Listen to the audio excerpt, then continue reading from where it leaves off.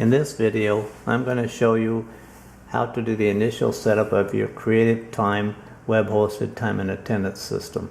After you log into the program, you're going to start by going to the top left, click on File Setup, and then select Pay Policy. It'll open the window that you see on the screen here. And on the top left, under Daily Calculation Rules, we have regular time showing 8 and OT1 showing 4. This is if you pay overtime on a daily basis. So in this example, we're paying overtime after regular 8 hours and a total of 8 plus 4, 12 hours to get double time. If you don't pay daily overtime, if you only do overtime on a weekly basis, then enter 99 in each of these boxes where it shows regular and OT1, and that'll tell the system that daily overtime does not apply. And below that, where it shows holidays, this is how you handle holiday pay if the employee works on the holiday. To the right of that, under holiday, we have hours to pay as 8. That's for the paid holiday that's not worked. And then eligible after how many days, and that's however many days your company's policy requires an employee to be on the job before they can get the holiday.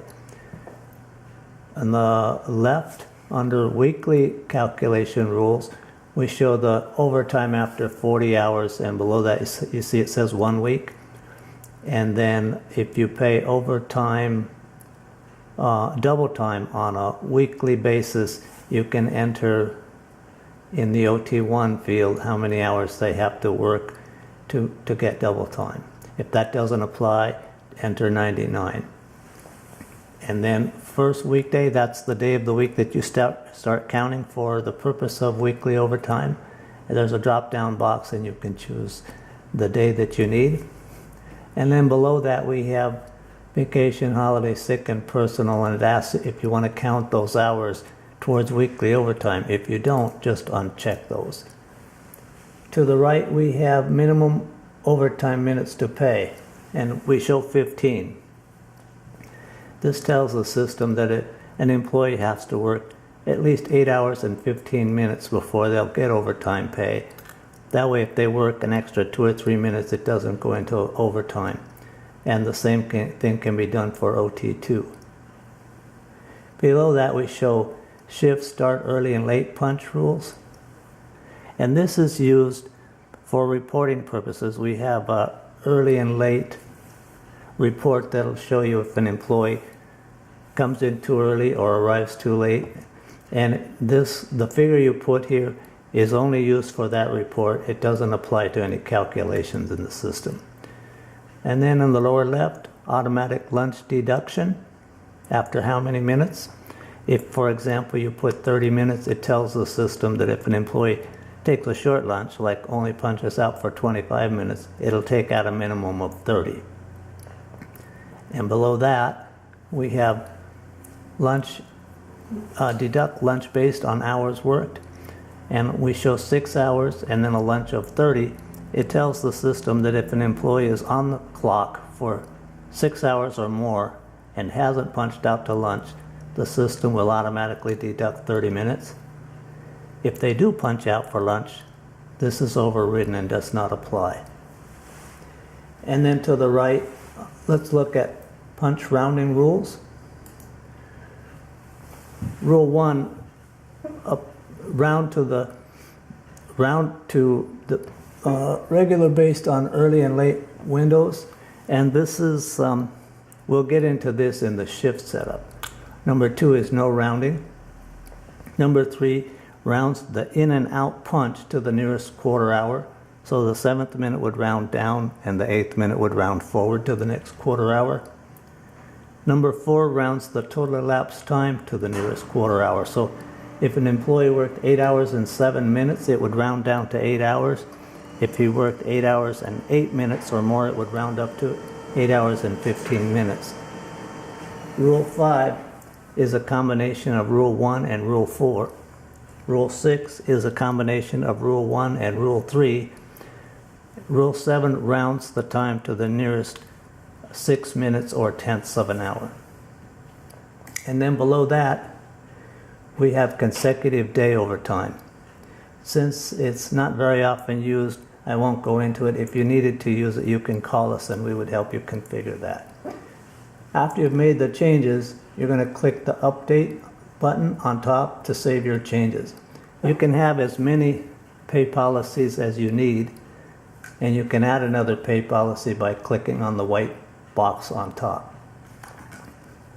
All right, next we're going to look at departments. And you're going to go to File Setup and Department in the upper left. And to add another department, you're going to click on the white box and then just put in a department number and a description or name of the department. If you put in a rate, the employees working in that department will be paid at that rate. And after you've added your departments, click Update to save the changes. Again, you can put as many departments as you need. Departments is a two-step process. So after you've added your departments, you're going to go to File Setup and Security.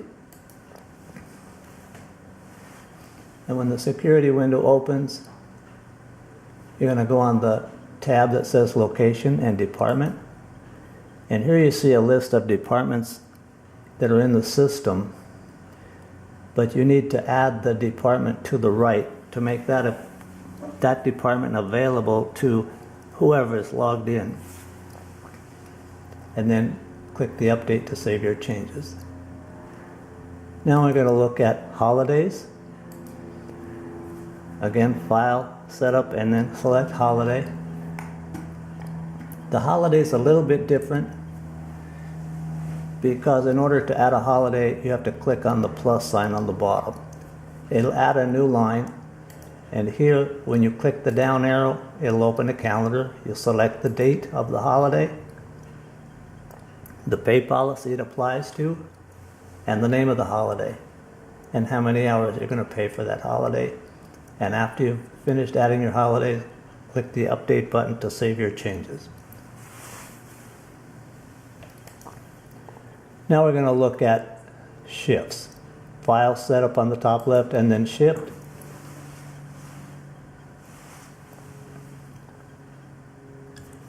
And here in the shift window, let's look at the one that's on the screen. It shows an afternoon shift from 3 to 11. In the middle box that says regular is the actual shift start time.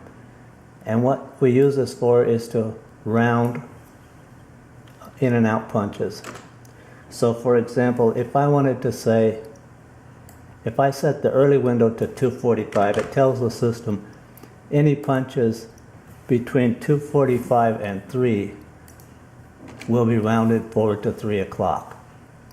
And then the late window is a grace period. So if you want to let employees come in a few minutes late and not have it deducted from their time, you could put, for example, 3:05 in the late window, and it would tell the system that any punches up to 3:05 will be paid from 3 o'clock. The lunch window, if you have a set time for lunch, you can say, for example, lunch starts at 6 and goes till 9, and then any punches that fall within that 3-hour window will be seen as a lunch punch. And then at the end of the day, it's similar. I'm going to change this to 11:15. It tells the system any punch between 11 p.m. and 11:15 will round back to 11 o'clock. And then the wait until, this is the absolute cutoff for this day. It tells the system if an employee hasn't punched out by this time, the system will assume that he has forgot to punch and will generate an exception. And then on the bottom, here, if you have a shift that goes past midnight, you can tell the system whether these hours are going to go on the day before midnight or will be applied